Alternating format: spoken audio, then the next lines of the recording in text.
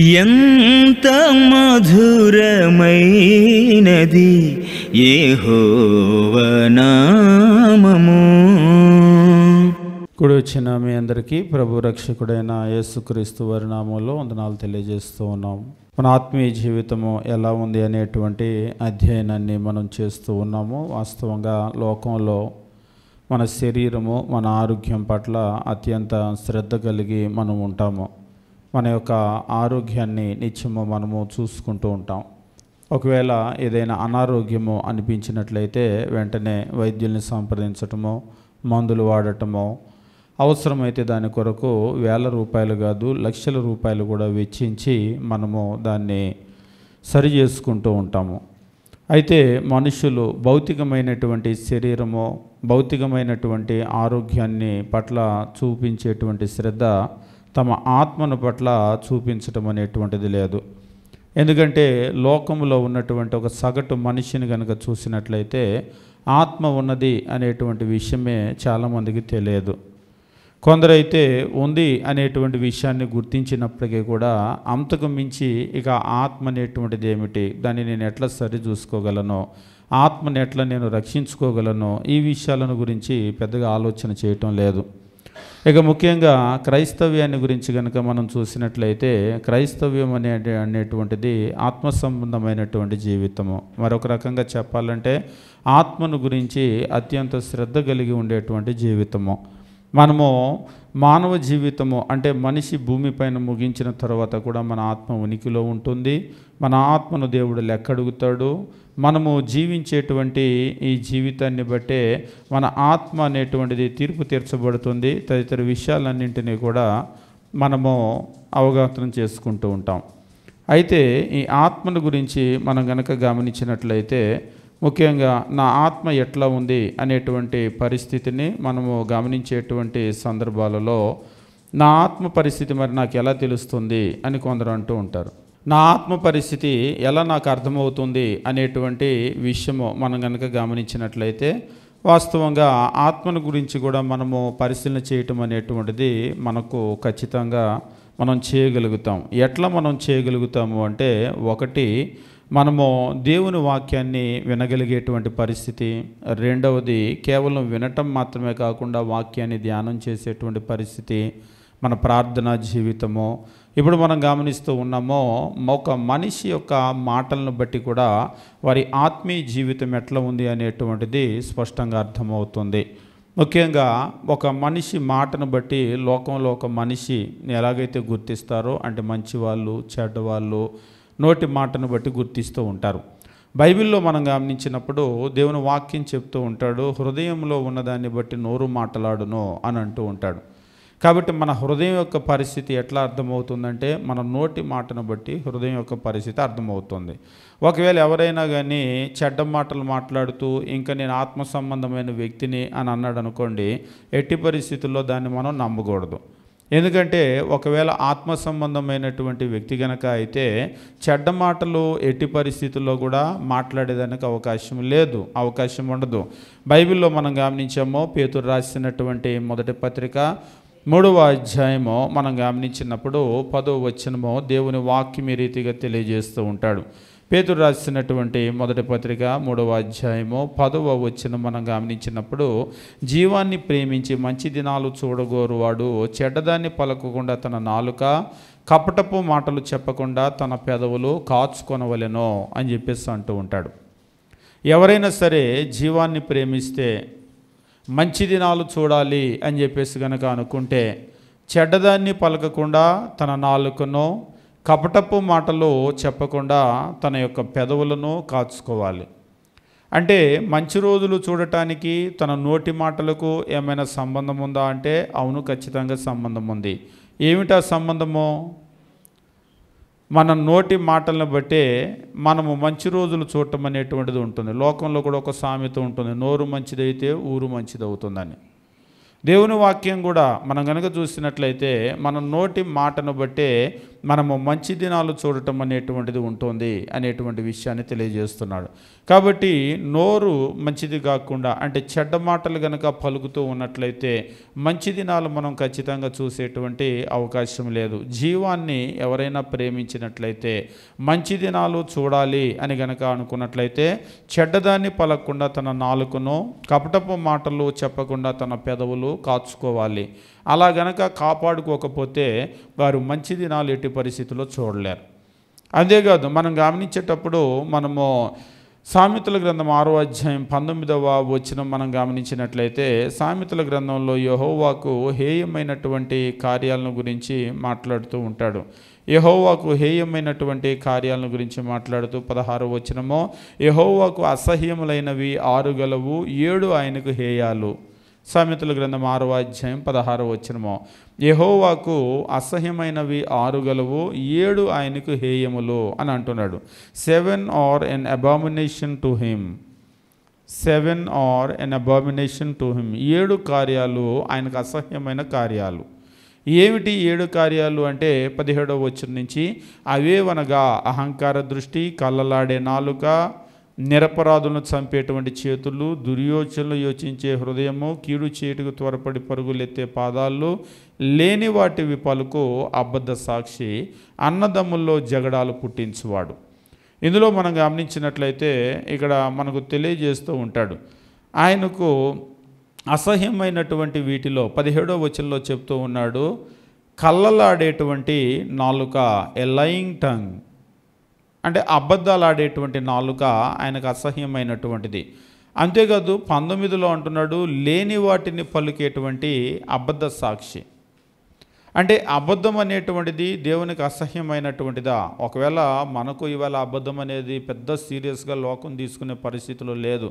అబద్ధం ఆడిన వాళ్ళు ఎవరు ఉన్నారండి అని చెప్పేసి అంటూ ఉంటారు చాలా తేలిగ్గా.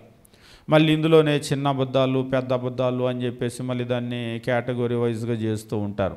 కానీ దేవుని దగ్గర అబద్ధం అంటే అబద్ధమే కదంతే. అందులో చిన్న అబద్ధాలు, పెద్ద అబద్ధాలు ఉండదు. ప్రకటన గ్రంథం మనం చదివేటప్పుడు ముఖ్యంగా మనం గమనించినట్లయితే ఎవరు అగ్నిగుండంలో పడవేయబడతారనేటువంటి ఒక లిస్ట్ ఇచ్చినప్పుడు అందులో తెలియజేస్తాడు, అబద్ధికులు అందరూ అగ్ని గంధకములతో మండే గుండములో పాలు పొందుదురు, ఇది 2వ మరణము అని చెప్పేసి అంటూ ఉంటాడు. కాబట్టి అబద్ధికులు అందరూ చిన్న అబద్ధాలు ఆడేవాళ్ళు, పెద్ద అబద్ధాలు ఆడేవాళ్ళు, ఏ అబద్ధానికి మినహాయింపు లేదు. ఎందుకు అబద్ధం అంత సీరియస్ అంటే దేవుడు దాన్ని అసహ్యించుకుంటున్నాడు. లేని వాటిని పలకటం అనేటువంటిది ఆయనకు చాలా అసహ్యం. అందుకనే ఏ అబద్ధికుడు కూడా ఆయన దగ్గరికి రాలేడు. ఎందువల్ల అంటే ఈ అబద్ధం అనేటువంటిది అపవాది యొక్క స్వభావం. ఎవరైతే అబద్ధికులు ఉన్నారో వాళ్ళు దేవుని పిల్లలు కాదు కానీ అపవాది యొక్క పిల్లలు అనబడతారు. క్రీస్తు ప్రభు భూమి మీదకు వచ్చినటువంటి సందర్భంలో కూడా ఆ రోజుల్లో ఉన్నటువంటి యూదులతో మాట్లాడేటప్పుడు ఇదే విషయాన్ని స్పష్టంగా తెలియజేస్తూ ఉంటాడు. వాస్తవంగా అబద్ధము అనేటువంటిది దేవుని దగ్గర నుంచి వచ్చేటువంటిది కాదు. అబద్ధము అనేటువంటిది అపవాది దగ్గర నుంచి వస్తుంది అనేటువంటి విషయాన్ని తెలియజేస్తూ యోహాను సువార్త 8వ అధ్యాయము మనం గమనించినట్లయితే దేవుని వాక్యము ఈ రీతిగా తెలియజేస్తూ ఉంటాడు. 8వ అధ్యాయం 44వ వచనము, మీరు మీ తండ్రి యొక్క అపవాది సంబంధులు, మీరు మీ తండ్రి యొక్క అపవాది సంబంధులు, మీ తండ్రి దురాశలు నెరవేర్చగోరుచున్నారు. ఆది నుండి వాడు నరహంతకుడై ఉండి సత్యమందు నిలిచినవాడు కాదు, వాని యందు సత్యమే లేదు. వాడు అబద్ధమాడునప్పుడు, ఇక్కడ అంటున్నాడు చూడండి, వాడు అబద్ధమాడునప్పుడు తన స్వభావమును అనుసరించే మాటలాడును. వాడు అబద్ధికుడును అబద్ధమునకు జనకుడునై ఉన్నాడు. వాడు అబద్ధికుడును అబద్ధమునకు జనకుడునై ఉన్నాడు. యోహాను సువార్త 8వ అధ్యాయం 44వ వచనము. అబద్ధికుడు మాత్రమే కాదు అపవాదిని గురించి చెప్తూ ఉన్నాడు. వాడు అబద్ధికుడు అబద్ధమునకు జనకుడై ఉన్నాడు అని చెప్పేసి అంటూ ఉన్నాడు. అంటే అబద్ధానికి జనకుడు అనేటువంటి ఈ మాటను గనక మీరు గమనించినట్లయితే అబద్ధము అనేటువంటిది ఆయన దగ్గర నుంచే పుడుతూ ఉంది. కాబట్టి ఎవడైనా అబద్ధమాడాడు అంటే దాని అర్థం ఏమిటి అంటే వాడు దేవుని బిడ్డ కాదు కానీ అపవాది యొక్క బిడ్డ. కాబట్టి ఎప్పుడైతే మనం అబద్ధమాడామో, లేని వాటిని మాట్లాడామో మనము దేవుని బిడ్డలం కాదు, అపవాది యొక్క బిడ్డలం అవుతాం. కాబట్టి అబద్ధము అనేటువంటిది దేవుని విషయంలో చాలా సీరియస్. ఆయన దాన్ని అసహించుకుంటున్నాడు అనేటువంటి విషయాన్ని మనం గుర్తుంచుకోవాల్సినటువంటి అవసరం ఉంది. ఎఫెసీయులకు రాసిన పత్రిక 5వ అధ్యాయము 4వ వచనం కనుక మనం గమనించినట్లయితే క్రైస్తవులు ఏ మాటలు మాట్లాడాలి, ఏ మాటలు మాట్లాడకూడదు అనేటువంటి విషయాన్ని గురించి తెలియజేస్తూ ఇక్కడ చాలా స్పష్టంగా చెప్తూ ఉంటాడు. ఎఫెసీయులకు రాసిన పత్రిక 5వ అధ్యాయము 4వ వచనంలో కృతజ్ఞతా వచనమే మీరు ఉచ్చరింపవలను కానీ బూతులైనా పోకిరి మాటలైనా సరసోక్తులైనా ఉచ్చరింపకూడదు, ఇవి మీకు తాగవు అని చెప్పేసి అంటాడు. మీరు బూతులు కానీ పోకిరి మాటలు కానీ సరసోక్తులు కానీ మీరు ఉచ్చరింపకూడదు అని చెప్పేసి అంటాడు. అంటే మన నోట్లో నుంచి ఇటువంటి మాటలు రాకూడదు. ఈరోజు మనము వాస్తవంగా ఏమి చూస్తూ ఉంటామో లేదా ఏది వింటూ ఉంటామో దాన్నే నేర్చుకుంటూ ఉంటాం. దేన్ని చూస్తూ దేన్ని వింటూ ఉంటామో దాన్నే మనం నేర్చుకుంటూ ఉంటాం. కాబట్టి మనము మన పిల్లల విషయంలో చాలా జాగ్రత్తగా ఉండాలి. పిల్లలకి బూతులు ఎలా వస్తున్నాయండి అని కొందరు అంటూ ఉంటారు. ఎలా వస్తాయి అంటే దానికి ఏం ట్యూషన్ పెట్టించాల్సిన అవసరం లేదు, పక్కన కూర్చోబెట్టుకొని నేర్పాల్సిన అవసరం లేదు, లేకపోతే పలక బల్పం తీసుకొని దిద్దించినట్లుగా బూతులన్నీ దిద్దించాల్సిన అవసరం లేదు. ఎవరైతే మాట్లాడుతూ ఉంటారో వింటారో ఆ చెడ్డ మాటలలాగా సేమ్ అలాగనే ప్రొనౌన్స్ చేస్తూ ఉంటారు. ఇంకా చెప్పాలంటే మంచి నేర్చుకోవాలంటే లేట్ అవుతుంది, కానీ చెడు చాలా త్వరగా నేర్చేసుకుంటారు. చెడ్డ మాటలు చూడండి, ఒక్కసారి పలికితే చాలు, వాళ్ళ చెవుల్లో పడితే చాలు, అలా మళ్ళీ తిరిగి మాట్లాడేస్తూ ఉంటారు. ఎక్కడరా విన్నావు, ఎవరు మాట్లాడేటప్పుడు విన్నావు, ఎలా నేర్చుకున్నావు ఈ మాట అని చెప్పేసి వాళ్ళు కొడుతూ ఉంటారు. నిజమే, వాళ్ళు ఎక్కడో వింటే తప్ప దాన్ని నేర్చుకోలేరు. ఆ పిల్లల చెవుల్లో ఎక్కడి నుంచో పడినాయి. కాబట్టి ఇక్కడ మనము గుర్తించవలసిన విషయం ఏమిటి అంటే మనం దేన్నైతే చూస్తామో దేన్నైతే వింటామో దాన్నే నేర్చుకుంటూ ఉంటాం. కాబట్టి ఇవి నేర్చుకోకుండా ఉండాలి అంటే ఈ పరిసరాల విషయంలో చాలా జాగ్రత్తగా ఉండవలసిన అవసరం ఉంది. ఇక్కడ ఏమంటూ ఉన్నాడంటే ఈ అసలు మనకు తగినటువంటివి కాదు అని చెప్పేసి అంటున్నాడు. ఇవి మనం ఎట్టి పరిస్థితుల్లో మన నోట్లో ఉచ్చరించకూడదు. అంటే దేవుడిచ్చినటువంటి నోరే అన్నీ మాట్లాడటానికి కాదు, నోరు ఉంది కదా అని మాట్లాడటానికి కాదు. కొందరు అంటూ ఉంటారు కోపం వచ్చినప్పుడు నేను అంతే మాట్లాడతాను. అంటే కోపం వస్తే ఒకలాగా, కోపం రాకపోతే ఒకలాగా మనం మాట్లాడకూడదు. అంటే కోపం వచ్చింది కదా అని చెడ్డ మాటలు లోకస్తులాగా మాట్లాడకూడదు. కొందరు ప్రార్థన అంటే కమ్మటి పాటలు పాడతారు, చక్కగా దేవుడికి ఇదే నోటితో ప్రార్థన చేస్తూ ఉంటారు, కానీ ఇదే నోటితో బండబూతులు తిడుతుంటారు. కోపం వచ్చిందనుకోండి చెడ్డ మాటలు, చాలా చెడ్డ మాటలు మాట్లాడుతూ ఉంటారు. అయితే ఈ నోటితో ఇంత బండబూతులు తిట్టి మళ్ళీ ఈ నోటితో ప్రార్థన ఎట్లా చేయగలుగుతాం దేవునికి? మీరు గమనించినప్పుడు వాస్తవంగా యాకోబు పత్రికలో యాకోబు ఈ ప్రశ్న అడుగుతూ ఉంటాడు. యాకోబు పత్రిక మనం గమనించినప్పుడు నోటిని గురించి మాట్లాడుతూ ఇక్కడ చాలా చక్కగా ఆయన తెలియజేస్తూ ఉంటాడు. ఇప్పుడు లోకంలో గనక మీరు చూసినట్లయితే నీరు ఉంటుంది. నీరు గనక చూసినట్లయితే ఇక్కడ యాకోబు పత్రిక 3వ అధ్యాయము మనం గమనించినప్పుడు దేవుని వాక్యము ఈ రీతిగా చెప్తూ ఉంటాడు.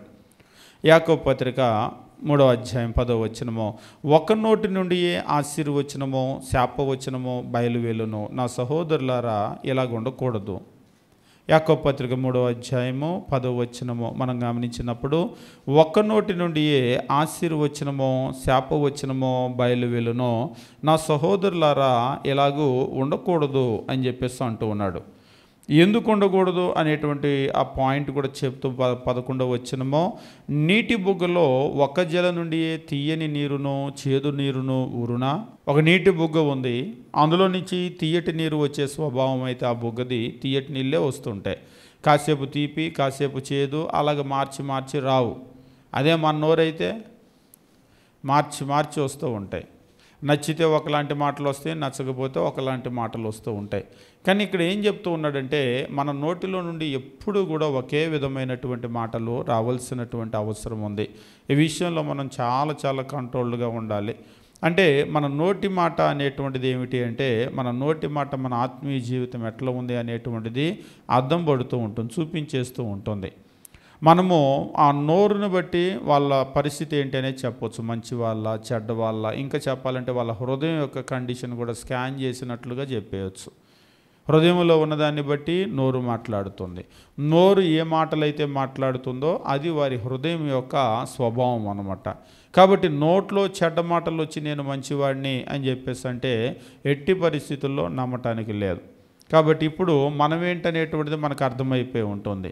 మన నోరు మంచి మాటలు మాట్లాడుతుందా, చెడ్డ మాటలు మాట్లాడుతుందా? బూతులు మనకి వస్తాయా, బూతులు మనకి రావా? కొందరు అంటారు ఎప్పుడు మాట్లాడండి, ఎప్పుడన్నా బాగా కోపం వచ్చినప్పుడు ఒక మాట మాట్లాడతాను అంతే అని అంటూ ఉంటారు కొందరు. ఎప్పుడైనా అది కూడా బాగా కోపం వస్తే ఒక మాట మాట్లాడతారంటే బూతు మాట. ఎందుకు మాట్లాడినట్ట అది మాత్రం ఒప్పుకోరు. ఎప్పుడైనా కోపం వస్తే సరే, కోపం వచ్చిందా కోపం రాలేదా కాదు, ఒక మాట మాట్లాడారా అరమాట మాట్లాడారా కాదు, వచ్చిందా రాలేదా అంతే. వచ్చింది అంటే దాని అర్థం ఏంటి? నీ హృదయంలో ఉంది, హృదయంలో ఉన్నదాన్ని బట్టి నోరు మాట్లాడుతుంది. అంటే నీ హృదయంలో నుంచి ఇంకా డిలీట్ అవ్వలేదు, నువ్వు మాట్లాడట్లేదు, కానీ లోపల చాలా బండ బూతులు ఉన్నాయి. ఆ బూతులన్నీ మనమేం మర్చిపోలేదు. ఒకసారి కొందరు అంటారు నాకు ఇంకా గుర్తే ఉంది, మాట్లాడకూడదని ఆగుతున్నా అంతే. నాకేమైనా బూతులు రాకనుకుంటున్నావా? మాట్లాడితే నీకంటే ఎక్కువ మాట్లాడతాను అంటారు. అంటే దాని అర్థం ఏంటి? లోపల ఉన్నాయా ఇంకా? చాలా మాటలు ఉన్నాయి. పాత మాటలన్నీ అలాగనే హార్డ్ డిస్క్లో కనుక స్టోర్ చేసినట్టుగా కంప్యూటర్లో మొత్తం అలా భద్రపరిచాం. కాకపోతే ఏంటంటే కాదు కూడదు తగదులే అని చెప్పేసి ఆగుతున్నాం. వాళ్ళు ఇంకా కోపం తెప్పించారనుకోండి, ఇక అప్పుడు వచ్చేస్తే లోపల నుంచి ఒక ప్రవాహం ఎలాగైతే కొట్టుకొని వస్తుందో అలా వచ్చేస్తూ ఉంటాయి. కానీ మనం చేయవలసింది ఏమిటి అంటే మన హృదయంలో ఉన్నటువంటి దాన్ని అంతా కూడా పూర్తిగా తీసేయాలి, దాన్ని ఎరేజ్ చేయవలసినటువంటి అవసరం ఉంది. ఒకవేళ మనల్ని ఎంత కోపం తెప్పించినా కానీ టెస్ట్ చేసుకోవచ్చు. కావాలంటే ఎంత కోపం తెప్పించినా కానీ ఇక మన వల్ల కావటం లేదా మాట మాట్లాడటం అంటే అప్పుడు మనలో నుంచి పూర్తిగా పోయినట్లు. కాబట్టి ఒకే నీటి బొగ్గులో నుంచి మంచినీరు చేదు నీరు ఎట్లయితే ఊరదో అలాగనే ఒకే నోటిలో నుంచి ఆశీర్వచనము శాపవచనము కూడా రాకూడదు అనేటువంటి విషయాన్ని తెలియజేస్తున్నాడు. కాబట్టి నోటి మాటలు అనేటువంటివి చాలా చాలా ప్రాముఖ్యమైనవి అనే విషయాన్ని మనం గుర్తించవలసినటువంటి అవసరం ఉంది. కొంతమంది నోరును ఉపయోగించేటప్పుడు మనం చూసినట్లయితే చెడ్డ మాటలు మాట్లాడటానికి, ముఖ్యంగా తమ చుట్టూ ఉన్న వాళ్ళని దూషించడానికి, అధికారాన్ని దూషించడానికి, దేవుణ్ణి కూడా దూషించడానికి తమ నోటిని ఉపయోగిస్తూ ఉంటారు. ఇది చాలా ప్రమాదకరమైనటువంటి పరిస్థితి. ఎప్పుడైతే ఇటువంటి పరిస్థితులు చూసామో వాళ్ళ ఆత్మీయ పరిస్థితి అనేటువంటిది చాలా దారుణంగా ఉంది అనేటువంటిది మనం గుర్తించాలి. అటువంటి వాళ్ళతో మనం సహవాసం చేయకూడదు. దేవుని వాక్యం చెప్తాడు, దుష్ట సాంగత్యము మంచి నడవడిని చెరిపివేయును అని అంటూ ఉంటాడు. ఎప్పుడైతే మనము అటువంటి వాళ్ళతో సహవాసం చేసామో ఇప్పుడు వెంటనే కాదు కానీ ఏదో ఒకరోజు మనకు కూడా పెయిన్ కలిగినప్పుడు మనం ఎదుటి వాళ్ళని దూషించటమో, ప్రభుత్వాలను దూషించటమో, దేవుణ్ణి కూడా దూషించేటువంటి పరిస్థితి మనకు వస్తుంది. ఎట్లా వస్తుందంటే సహవాస దోషం. కాబట్టి ఇటువంటి విషయంలో మనం చాలా జాగ్రత్తగా ఉండవలసినటువంటి అవసరం ఉంది. అంతేకాదు మనము నోటిని గురించి గమనించినప్పుడు కొంతమంది మాట్లాడేటువంటి మాటలు అంటే ఇలాగ బూతులేమీ మాట్లాడరు, చెడ్డ మాటలు, ఇలాంటి మాటలు సరసోక్తులు ఇటువంటివేమీ మాట్లాడరు. కానీ అలా మాట్లాడకపోయినప్పటికీ కూడా నోటి విషయంలో మనం చూసినప్పుడు యాకోబు పత్రిక 1వ అధ్యాయము 26వ వచనము దేవుని వాక్యం రీతిగా చెప్తూ ఉంటాడు. యాకోబు పత్రిక 1వ అధ్యాయం వీళ్ళలో ఉండేటువంటి ఒక లోపం ఏమిటి అంటే 1వ అధ్యాయం 26వ వచనం యాకోబు పత్రిక, ఎవడైనను నోటికి కళ్ళెం పెట్టుకొనక తన హృదయమును మోసపరుచుకొనొచ్చు, భక్తి గలవాడనని అనుకుని ఎడల వాని భక్తి వ్యర్థమే. నోటికి కళ్ళెం పెట్టుకోవటానికి భక్తికి సంబంధం ఏమన్నా ఉంటుందా అంటే yes, the answer is yes, అవును, ఖచ్చితంగా ఉంటుంది. మన భక్తికి మన నోటికే సంబంధం. నోరుకు గనక కళ్ళెం పెట్టుకోకపోతే అంటే నోటికి గనక మూత వేసుకోకపోతే నిన్ను నువ్వు మోసపరుచుకునేటువంటి వానిగా ఉంటావు అని అంటూ ఉన్నాడు. 26వ వచనము, ఎవడైనా నోటికి కళ్ళెం పెట్టుకొనక తన హృదయాన్ని మోసపరుచుకొనుచు.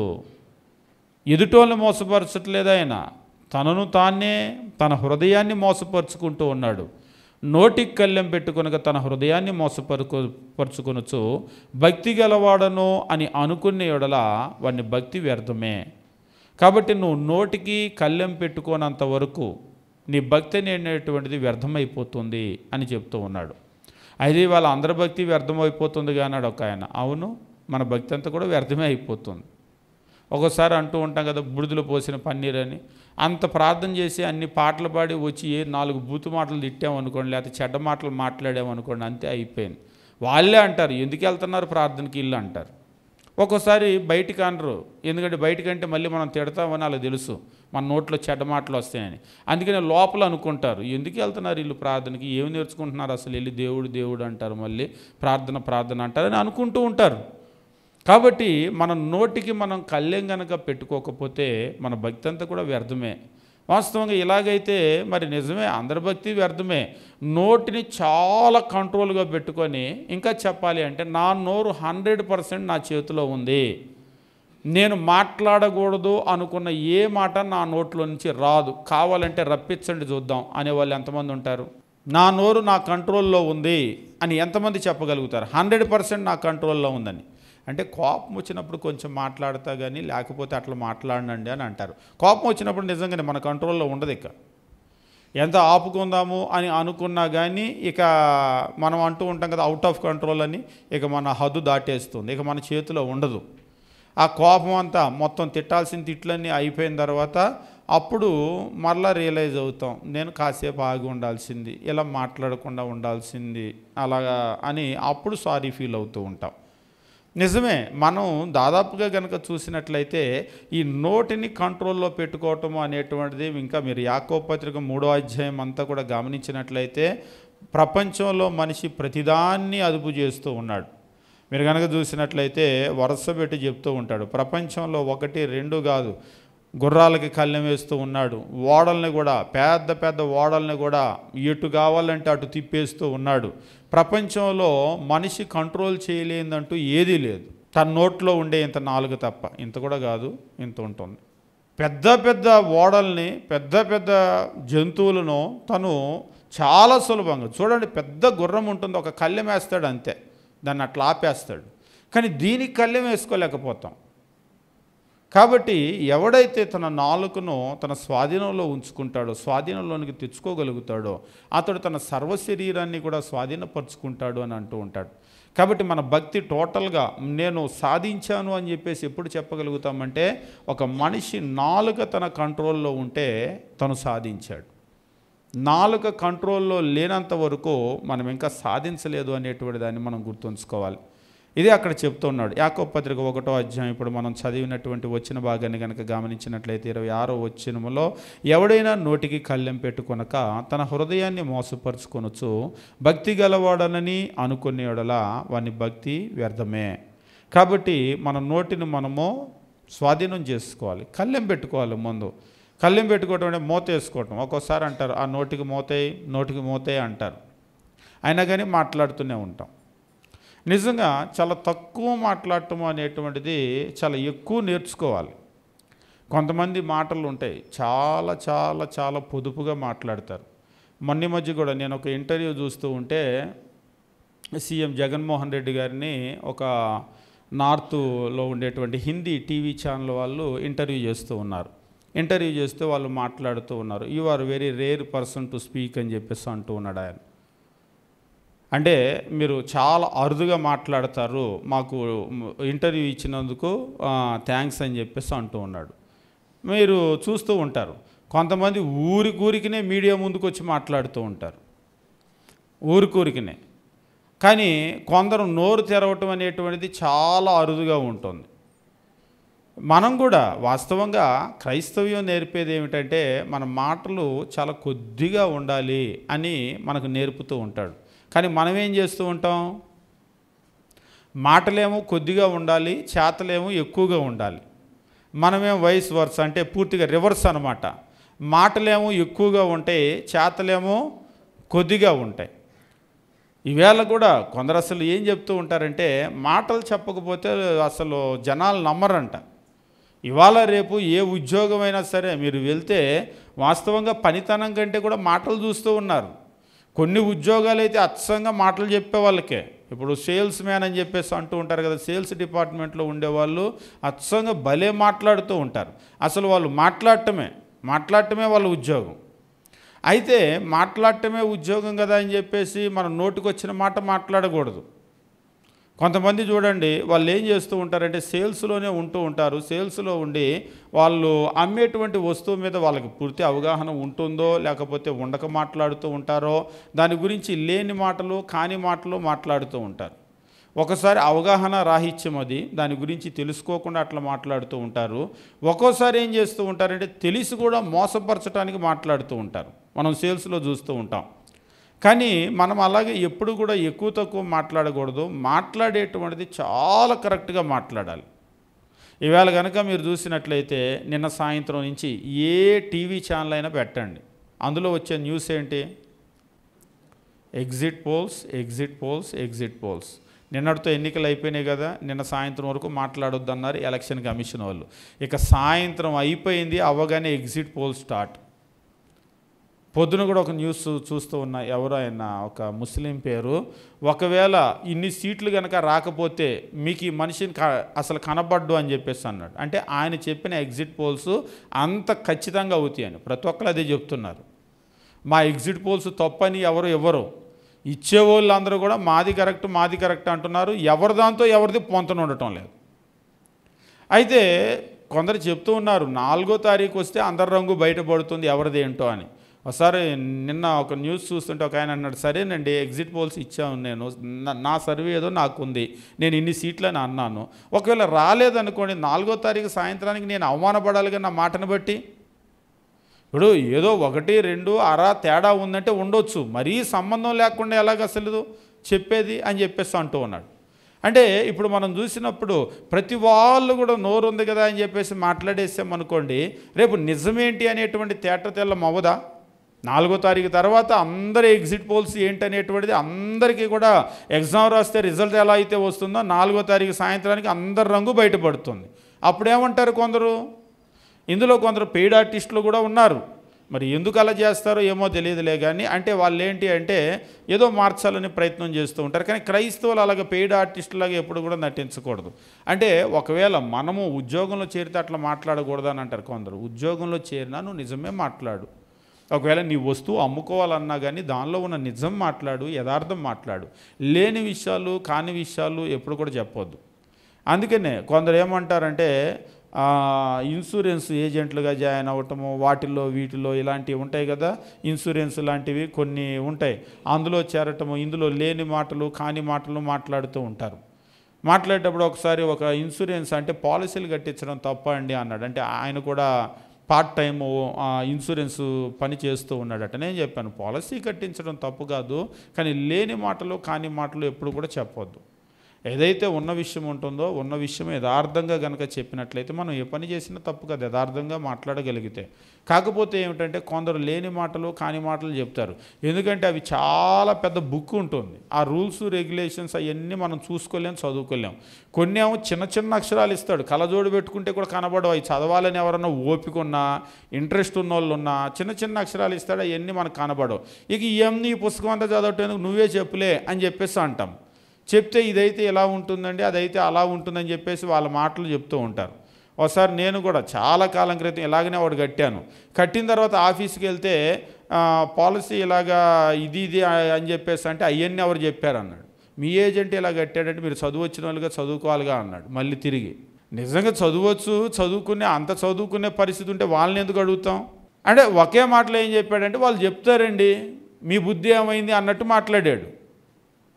కాబట్టి మనము ఎప్పుడు కూడా దేవుని బిడ్డలం అనేటువంటి విషయాన్ని మనం మర్చిపోకూడదు, క్రైస్తవులు అనే విషయాన్ని మర్చిపోకూడదు. నోటికి కళ్ళెం అనేటువంటిది పెట్టుకోవాలి. లేని మాటలు కాని మాటలు మనం ఎప్పుడు కూడా మాట్లాడకూడదు. ఒకవేళ అది ఉద్యోగం కావచ్చు, వ్యాపారం కావచ్చు, కానీ మన హద్దు దాటి కనుక మనం వెళ్ళామంటే, నోటిని ఉపయోగించామంటే మన భక్తి అంతా కూడా వ్యర్థమైపోతుంది అని చెప్పేసి అంటాడు. ఎవడైనా నోటికి కళ్ళెం పెట్టుకొనక తన హృదయమును మోసపరుచుకొనొచ్చు భక్తి గలవాడనని అనుకునే యెడల వాని భక్తి వ్యర్థమే. నోటికి కళ్ళెం పెట్టుకోకుండా నువ్వు భక్తి గలవాడిని అనుకుంటే నీ భక్తి వ్యర్థమే. నువ్వు ఎప్పుడైతే నోటికి కళ్ళెం పెట్టుకుంటావో అప్పుడే నువ్వు భక్తిపరుడు అవుతావు. నువ్వు నోటికి కళ్ళెం పెట్టుకున్నంత వరకు నువ్వు భక్తిపరుడు కాదు. అంటే నీ నోటిని నువ్వు కంట్రోల్లోకి తెచ్చుకోవాలి, అప్పుడే నువ్వు భక్తిపరుడు అవుతావు. కాబట్టి ఇప్పుడు మనం భక్తిపరులం అయ్యామా అవ్వలేదా అంటే, నోటికి కళ్ళెం పెట్టుకుంటే మనం అయ్యాము, నోటికి కళ్ళెం పెట్టుకోలేకపోతున్నామంటే మనం ఇంకా అవ్వలేదు. అసలు ఈ జీవితానికి అవుతామో లేదో కూడా తెలియదు అన్నాడు ఒక ఆయన. అంటే నోటికి కళ్ళెం పెట్టుకోవటం కష్టమైన పని, ఇది అయ్యే పని కాదు. కాబట్టి ఈ జీవితానికి భక్తి పరులు అవుతామో అవ్వమో కూడా తెలియదు. అవును నిజమే, కొందరు ఏం చేస్తూ ఉంటారంటే నోరు అనేటువంటిది కళ్ళెం పెట్టుకోకుండా మూత వేసుకోకుండా మాట్లాడుతూనే ఉంటారు. ఒక నిరంతరమైనటువంటి ప్రవాహం. ఇవాళ రేపు కావాలని బాగా మాట్లాడటం ప్రాక్టీస్ చేస్తున్నారు. మీరు యాంకర్లు ఉంటారు కదా, ముఖ్యంగా ఆ యాంకర్లకు మైక్ ఇచ్చారంటే అంతే, వాళ్ళు ఆపనే ఆపరు. మీరు ఎఫ్ఎం రేడియోలు కొంతమంది వింటూ ఉంటారు కదా, ఎఫ్ఎం రేడియోలు వాళ్ళు అనర్గళంగా మాట్లాడుతూ ఉంటారు, కానీ ఏముండదు విషయం ఏమీ లేకుండా అనర్గళంగా మాట్లాడాలంటే యాంకర్ల తర్వాతే. వాళ్ళు మాట్లాడేటువంటి ఒక అరగంట మాటలు తీసుకొని ఇందులో ఏం విషయం ఉంది అని కనుక మీరు చూస్తే ఏం విషయం ఉండదు, ఏం విషయం లేకుండానే మాట్లాడుతూ ఉంటారు. అయితే ఇవాళ ఏమైపోయిందంటే అది ఒక పెద్ద క్రేజ్ అయిపోయింది. బాగా మాట్లాడితే అది గొప్ప అయిపోయింది, బాగా మాట్లాడటం అనేటువంటిది లోకంలో.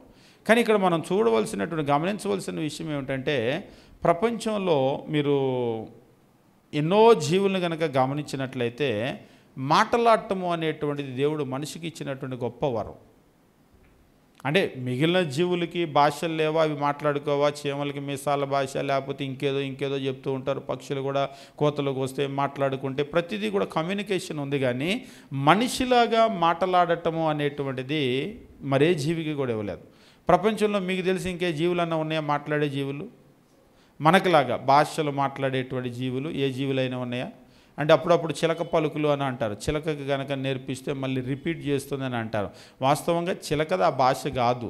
ఒకవేళ మనం ఏదైనా చెప్తే దాన్ని రిపీట్ చేయగలుగుతుందేమో, కానీ చిలకకైతే మనకులాగా భాష అనేటువంటిది లేదు. ఈ కమ్యూనికేషన్ అనేటువంటిది మనకున్న కమ్యూనికేషన్ లేదు. కేవలం మనిషికి మాత్రమే దేవుడిచ్చినటువంటి గొప్ప వరం మాట్లాడటం అనేటువంటిది. ఈ మాట్లాడటము దేవుడిచ్చినటువంటి వరము. అదే సందర్భంలో మాటల గురించి ఆయన ఏం చెప్తున్నాడంటే నోటికి కళ్ళెం పెట్టుకోవాలి, మన మాటలు కొంచెంగా ఉండాలి. అంతేకాదు మనం గమనించేటప్పుడు దేవుని వాక్యం ఈ రీతిగా చెప్తూ ఉంటాడు. సామెతల గ్రంథము 10వ అధ్యాయం 19వ వచనం మనం గమనించినప్పుడు ఎంత మాట్లాడాలి ఎంత మాట్లాడకూడదు అనేటువంటి విషయాన్ని తెలియజేస్తూ దేవుని వాక్యం ఈ రీతిగా చెప్తూ ఉంటాడు. సామెతల గ్రంథం 10వ అధ్యాయము 19వ వచనం మనం గమనించినప్పుడు విస్తారమైన మాటలలో దోషం ఉండక మానదు. In the multitude of words sin is not lacking. వాస్తవంగా దోషము అని అన్నాడు, కానీ in the multitude of words sin is not lacking. విస్తారమైనటువంటి మాటల్లో దోషం ఉండక మానదు, తన పెదవులను మూసుకునేవాడు బుద్ధిమంతుడు. విస్తారమైన మాటల్లో దోషం ఉండక మానదు అంటే ఖచ్చితంగా దోషం ఉంటుంది. షూర్, డ్యామ్ షూర్ అని అంటూ ఉంటాం కదా. దోషం ఉండక మానదు, ఖచ్చితంగా దోషం ఉంటుంది. నువ్వు ఎంత ఎక్కువ మాట్లాడతావో విస్తారమైనటువంటి మాటలు, నువ్వు ఎంత ఎక్కువ మాట్లాడితే అంత పొరపాట్లు దొర్లుతూ ఉంటాయి. కాబట్టి నువ్వు చాలా కొద్దిగా మాట్లాడటం అనేటువంటి చాలా మంచిది. అందుకని దేవుని వాక్యం ఏమంటున్నాడంటే తన పెదవులను మూసుకునేవాడు బుద్ధిమంతుడు. అందుకనే బుద్ధిమంతుడు ఏం చేస్తాడంటే పెదాలు మూసుకొని ఉంటాడు, ఈ విస్తారమైన మాటలు మాట్లాడు. మీరు అందుకనే చూడండి, కొంతమంది ఏదో ఒకటి మాట్లాడరు.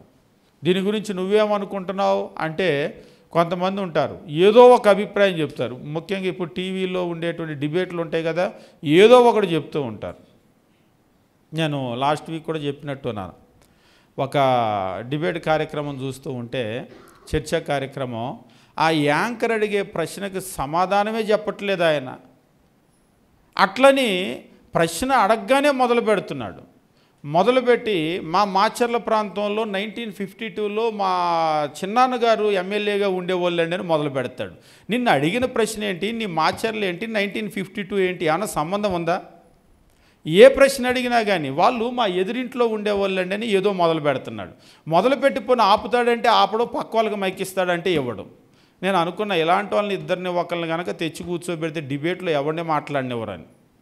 గంట సేపు ఎగిరిపోయింది, ఆయన చెప్పింది ఏమీ లేదు. చివరికి యాంకర్ అడిగే ప్రశ్న అసలు ఆయనకు అర్థమవుతుందా అర్థం కావట్లేదా అనేటువంటి సందేహం వచ్చింది నాకు. పోనీ యాంకర్ కూడా ఆపటం లేదు. సార్ అది కాదండి అడిగే ప్రశ్న, టైం అయిపోతుంది, 20 నిమిషాలు గడిచిపోయింది, ఇంతవరకు మీరు రాలేదు, నేను అడిగినటువంటి ప్రశ్న దగ్గరికని కూడా అంటలేదు ఆయన పెద్ద ఆయనని. అంటే ఒక్కోసారి కొందరు పరిస్థితి ఎట్లా ఉంటుందంటే మనం ఏదో అడుగుతుంటే ఏదో చెప్తూ ఉంటారు. అంటే సంబంధం లేనటువంటి మాటలని అంటూ ఉంటాం కదా, అసంబద్ధంగా మాట్లాడుతూ ఉంటారు. కాబట్టి మనం మాట్లాడేటప్పుడు చాలా జాగ్రత్తగా ఎదుటి వాళ్ళు మనల్ని ఏమడుగుతున్నారు, లేదా ఈ సందర్భంలో నేను ఏం మాట్లాడాలి, ఇది అసలు దేనికి సంబంధించినటువంటి విషయమో మనకి లోకంలో చెప్తారు. స్ప్రైట్కి ఒక యాడ్ ఇచ్చేవాళ్ళు, ఇప్పుడు ఇస్తున్నారో లేదా, అంతకుముందు సూటిగా సుత్తి లేకుండా స్ప్రైట్ తాగు, సూటిగా సుత్తి లేకుండా మాట్లాడు అని చెప్పేసి. అంటే స్ప్రైట్ తాగకపోయినా సూటిగా మాట్లాడవచ్చు, దాన్ని తాగే మాట్లాడాల్సిన పని లేదు.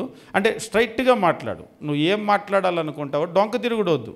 ఒకసారి పెద్దోళ్ళు అంటారు కదా, డొంక తిరుగుడవద్దు. సూటిగా మనం ఏం మాట్లాడాలనుకుంటామో స్ట్రైట్గా.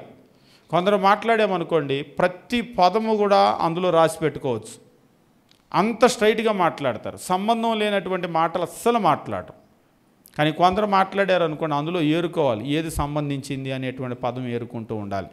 కాబట్టి మనం మాట్లాడేటప్పుడు మనం అంటే దేవుడు మనకి మాట అనేటువంటి దేవుడిచ్చిన గొప్ప వరము, కానీ ఇచ్చాడు కదా అని చెప్పేసి మనం నోరు విస్తారంగా ఉపయోగించకూడదు. ఎందుకంటే ఇక్కడ అంటున్నాడు, విస్తారమైనటువంటి మాటల్లో దోషం ఉండక మానదు. అంటే నువ్వు ఎంత ఎక్కువ మాట్లాడతావో నీ నోట్లో నుంచి అంత దోషాలు దొరికేటువంటి అవకాశం ఉంటుంది. కాబట్టి మనం ఏం చేయటం మంచిది అంటే, ఆ తరువాత చెప్తూ ఉన్నాడు, తన పెదవులను మూసుకునేవాడు బుద్ధిమంతుడు. అట్లా నిన్నేమీ అనొద్దు, మౌనవ్రతం చేయమంటలేదు. దీనికి ఆపోజిట్గా మళ్ళీ లోకంలో ఏం చేస్తారంటే మౌనవ్రతం చేస్తూ ఉంటారు. అంటే అట్లనే పూర్తిగా నోరు మూసుకొని ఉండాలనేటువంటిది ఏం కాదు. మనము మన పరిధి మేరకు అవసరమైనంత వరకు మాట్లాడటం అనేటువంటిది మనం నేర్చుకోవాలి. నిజంగా నోరు అనేటువంటిది అది ఏమైనా చేయగలుగుతుంది. లోకంలో ఇది ఎవరో చెప్పారు, డైలాగ్ కెన్ డూ ఎనీథింగ్ అని చెప్పేసి. అంబేద్కర్ కూడా దీని గురించి చెప్పినటువంటి ఒక మాట ఉంటుంది. అంటే ఒక పెద్ద యుద్ధాన్ని ఒక్క మాటతో ఆపొచ్చు. ఒక్కోసారి శాంతి చర్చలు అని అంటూ ఉంటారు కదా, కూర్చొని మాట్లాడుకుంటే సెటిల్ అయిపోతాయి అవి. లేదంటే నోటి మాటతోనే గొడవలు కూడా స్టార్ట్ అవుతాయి, యుద్ధాలు కూడా స్టార్ట్ అవుతాయి.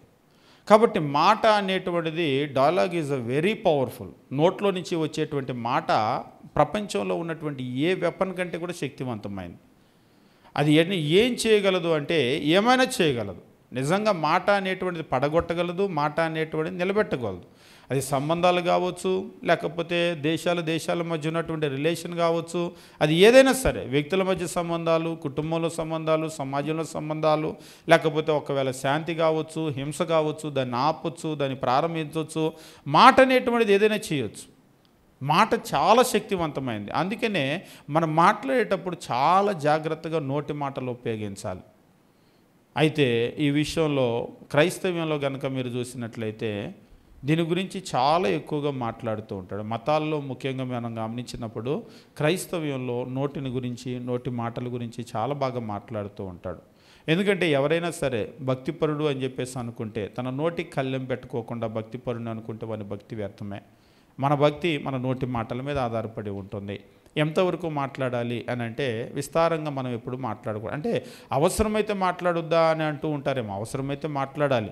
ఒకసారి ఒకరు అన్నారు, అసలు మీ పాస్టర్లు అంటేనే బాగా విస్తారంగా మాట్లాడతారు కదని. అంటే ప్రసంగం చెప్పేటప్పుడు మాట్లాడతాం కానీ మిగిలిన టైంలో మాట్లాడవండి అని చెప్పాను. కావాలంటే మీరు ఫోన్ మీరు ఎప్పుడైనా ఫోన్ చేయండి, పొడిగానే మాట్లాడతాం మేము. ఎప్పుడైనా ఫోన్ చేయగానే నేరుగా ఏంటి విషయం అనే మాట్లాడతాం.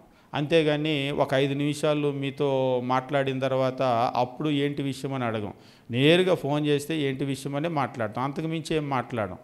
అది మేము వాక్యం చెప్పటం అనేటువంటిది మా పని కాబట్టి, వాక్యం అరగంట చెప్పమంటే అరగంట, గంట చెప్పమంటే గంట మాట్లాడతాం. కానీ మిగిలిన టైంలో అలా ఏం మాట్లాడం. అంటే మాట్లాడకూడదు, అలా మాట్లాడితే తప్పేంటి అని అంటారు. పలకరించుకోవడంలో తప్పు లేదు. ఎట్లున్నారు, బాగున్నారా, ఇంట్లో వాళ్ళు ఎట్లున్నారు, బాగున్నారా అని అడగటంలో తప్పేమి లేదు, ఇటువంటి మాటలు మాట్లాడటంలో. కానీ ఇక ఆ తర్వాత ఉన్నవి లేనివి, వాళ్ళు ఎట్లున్నారు, వీళ్ళు ఎట్లున్నారు, వాళ్ళ గురించి వీళ్ళ గురించి మొత్తం కదుపుతారు. రేపు వాళ్ళు వచ్చి మొన్నేంటి మా గురించి మాట్లాడారంటగా అంటారు. ఇవన్నీ అవసరమా మనకి? ఈవేళ చాలా రిలేషన్స్ పాడైపోవటానికి కలిగిన ప్రధానమైన కారణం ఏంటంటే, టైం ఉంది కదా అని అన్నీ ఒక రౌండ్ వేస్తూ ఉంటారు. వేసేటప్పుడు ఏంటంటే ఇందులో చాలా విషయాలు మనం ఉన్నవి లేనివి మాట్లాడేటప్పుడు చాలా సమస్యలు అది కొని తెచ్చి పెడుతూ ఉంటాయి. అందువల్ల మనం చేయవలసింది ఏమిటి అంటే, మనం ఎప్పుడు కూడా ఎక్కువ మాటలు మాట్లాడకూడదు. ఎంతవరకు మాట్లాడాలో అంతవరకే మాట్లాడాలి. ఒకవేళ మాట్లాడేటువంటి పని లేదు అని కనుక అనుకున్నట్లయితే ఇక్కడ చెప్తూ ఉంటాడు, తన పెదవులను మూసుకునేవాడు బుద్ధిమంతుడు. నువ్వు బుద్ధిమంతుడు అయితే నువ్వేం చేయాలంటే నీ పెదాలు మూసుకోవాలి. అట్లనే మాట్లాడొద్దని కాదు, అవసరం ఉంటే నీ నోరు విప్పు, అంతవరకే నోరు విప్పు. అవసరం లేకపోతే నీ నోరు మూసుకొని నువ్వు ఉండు. ఒకసారి ఏంటి మీరేం మాట్లాడట్లేదు అంటారు, అందరూ చిట్చాట్ వాళ్ళు మాట్లాడుకుంటూ ఉండి ఏంటి మీరేం మాట్లాడట్లేదు మౌనంగా కూర్చున్నారని. కూర్చోవటమే, మనం మౌనంగా కూర్చోవటమే. అందరూ మాట్లాడుతున్నారని మనం కూడా నోరిప్పి గలగల మాట్లాడవలసినటువంటి అవసరం లేదు. సామెతల గ్రంథం 29వ అధ్యాయం కనుక మనం గమనించినట్లయితే 20వ వచనంలో దేవుని వాక్యం ఈ రీతిగా చెప్తూ ఉంటాడు.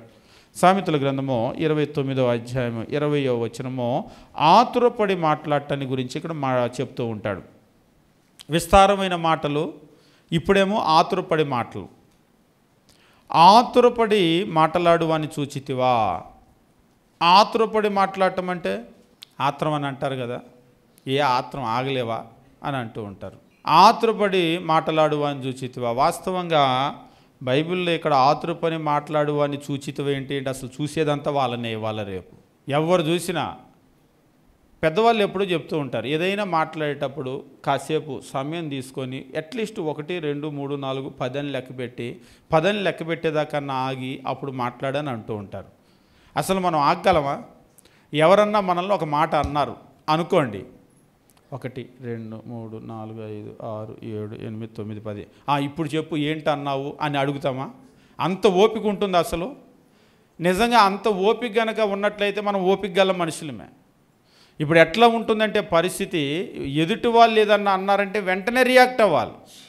ఇప్పుడు మాట్లాడటం కాదు కానీ సోషల్ మీడియాలో ఒక్కోసారి చూస్తూ ఉంటాము, వాట్సాప్ గ్రూపులలో తిట్టుకునే కొంతమంది ఉంటారు.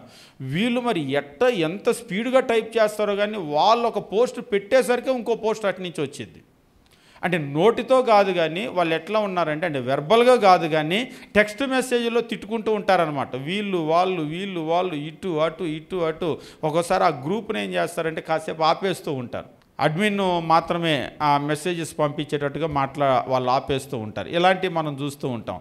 ఇదంతా ఒక్కోసారి అనిపిస్తూ ఉంటుంది. మాట్లాడేటప్పుడు అంటే టెక్స్ట్ చేసేటప్పుడైనా సరే వాళ్ళలో ఉన్నటువంటి ఆలోచనలే వాళ్ళు నోటి మాట రూపంలో కాకుండా టెక్స్ట్ రూపంలో పంపిస్తూ ఉన్నారు. దీనికి ఎంత ఆలోచన చేసి పంపుతూ ఉంటాం? నిజంగా దేవుని వాక్యము తొందరపడి మాట్లాడే వాళ్ళని గురించి కూడా చెప్పాడు. ఇక్కడ అంటూ ఉన్నాడు, ఆతురపడి మాట్లాడు వాని చూచితివా. వానికంటే మూర్ఖుడు సులువుగా గుణపడునో. అసలు మీరు సామెతల గ్రంథంలో చూస్తే మూర్ఖుడు ర్యాంక్ 1 అన్నమాట. వాడంత పనికిమాలినోడు ఎవడూ లేడు. ఇక మూర్ఖుడికి ఇచ్చిన ర్యాంక్ ఎవరికి ఇవ్వరు సామెతల గ్రంథం మనం చదివితే. ఇక ప్రతి దానిలో వేస్ట్ ఫెయిల్లో ఎవడన్నా ఉన్నాడు అంటే మూర్ఖుడే. సామెతల గ్రంథం చదివేసరికి ఇక మూర్ఖుడు అంటే పెద్ద తిట్టు, ఇక అంతకు మించిన తిట్టు లేదు. బైబిల్ స్కూల్లో కూడా ఫూల్ అనే మాట తిట్టాడు అంటే పెద్ద తిట్టు. అంటే లోకంలో పెద్ద బండబూతులు అని అంటాం కదా, అంతకంటే పెద్ద తిట్టు అనమాట ఫూల్ అంటే. సామెతల గ్రంథం అర్థం అవ్వాలి తిట్టించుకున్నాడు కూడా. అప్పుడు అమ్మా ఇంత మాట అన్నాడా నన్ను అని వాళ్ళకి అర్థమవుతుంది. సామెతల గ్రంథం తెలియదు అనుకోండి, మూర్ఖుడు అన్నాడు అంతే కదా అని అనుకుంటాడు. మూర్ఖుడి గుణగణాలన్నీ కనుక వాళ్ళకి తెలుసు అనుకోండి, సామెతల గ్రంథం బాగా తెలుసు అనుకోండి, పెద్ద మూర్ఖుడిలాగా ఉన్నావి అంటే ఒక్కసారి అదంతా కూడా ఆలోచన చేస్తాడు. ఏంటంటే నేను ఇట్లాంటి మనిషినా అని అర్థమైద్ది.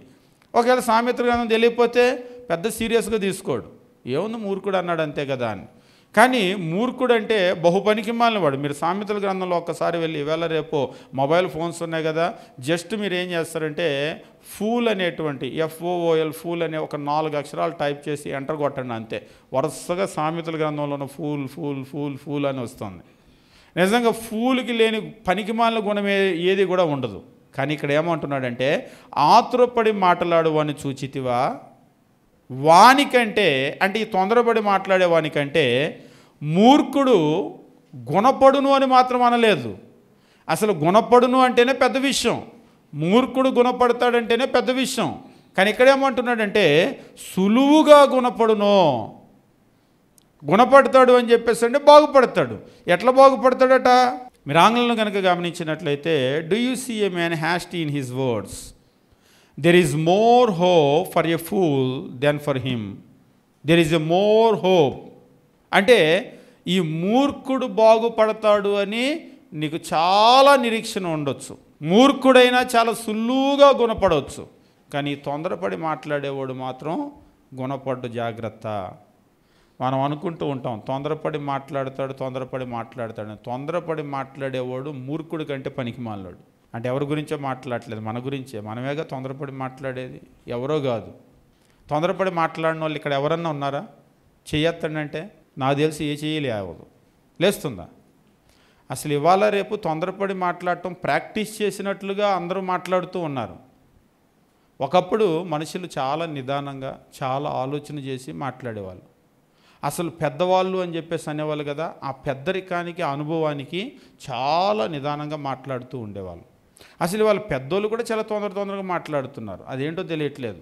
వయసు అయిపోయింది కదా, విసుగు వస్తుంది అని అంటున్నారు. వాళ్ళని మళ్ళీ అడిగితే, పెద్దోళ్ళు మీరు అట్లా మాట్లాడవచ్చు, వయసు అయిపోయింది, ఇసుగు వస్తుంది, మీరు ఇసుగిస్తున్నారు అని అంటున్నారు. నిజంగా వాళ్ళ అనుభవము, వాళ్ళ ఓపిక అనేటువంటిది ఇవాళ రేపు ఓపికలు లేవు, చచ్చిపోయినాయి అంటున్నారు. అంత ఓపికలు ఏమి ఉండట్లేదులే మాకు అంటున్నారు. నిజంగానే పెద్దోళ్ళకు కూడా ఓపికలు ఏమి ఉండట్లేదు, చచ్చిపోయినాయి అంట ఓపికలన్నీ.